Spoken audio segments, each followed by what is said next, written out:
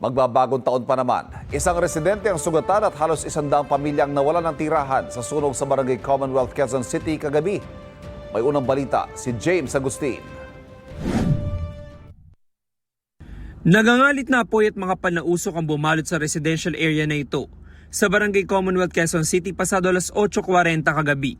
Mabilis na kumalat ang apoy sa magkakadikit na bahay na gawa sa light materials sa Riverside Extension.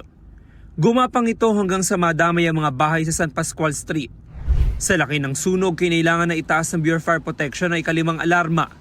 Nasa 50 fire truck ang rumisponde sa lugar. Sa kasagsagan ng sunog, nagtamo ng second-degree burn sa mukha si Jessie. Agad siyang ginamot ng mga rescuer.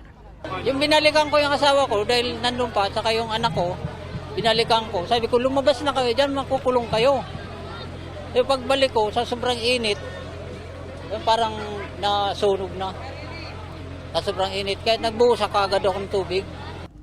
Hindi naman lubos sa kalain ng taxi driver na si Nicolas na wala na siyang aabutan na bahay. Nangyari ang sunog habang namamasada siya, kaya walang naisalba ni isang gamit at damit. Siyempre, mahirap pero kaya naman yan. Hindi naman ibibigay sa atin lulod dyan kung hindi natin kakayanin. 68 anyos na ako, ngayon lang nangyari sa akin to. Ang ibang residente lumikas sa kalapit na covered court. Si Zacarias na abo hindi lang ang bahay, maging ang kabuhayan na tindahan. May pumutok sa tabi namin. Tapos pag-akyat namin, yung apoy na tumatakbo na sa amin. Tapos makyat ako. Bakit kami dala ng manugang ng anak ko. Buhos kami ng tubig, mas lalo lumiliyab, hindi namin na makaya. Napula ang sunog matapos ang 3 oras.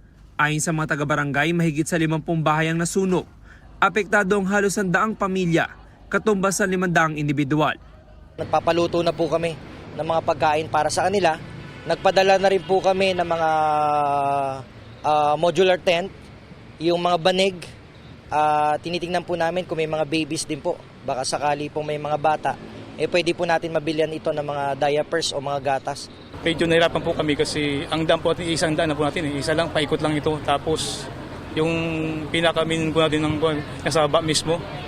Kaya kami ay naglatag kami ng 10-12 imedya para marating namin yung pinakadulo.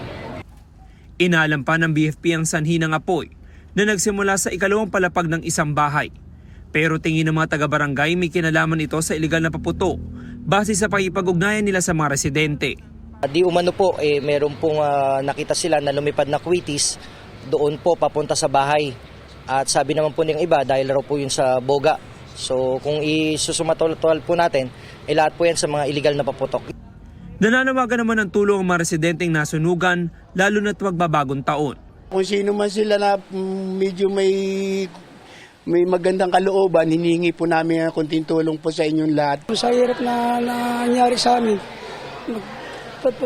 magbibigay sila kung anong ibibigay, tatanggapin namin. Ito ang unang balita. James Agustin para sa GMA Integrated News.